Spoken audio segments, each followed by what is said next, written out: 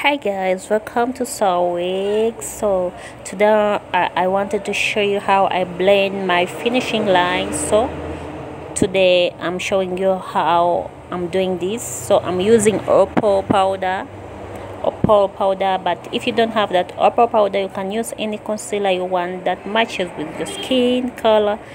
As for me, this black opal matches my skin, but if you have a concealer, you can use that to match with your skin, so no one can get to know that you are wearing wig. But even if they get to know, guys, someone who wears wig is very expensive, as you all know, those who wear wigs are, yeah?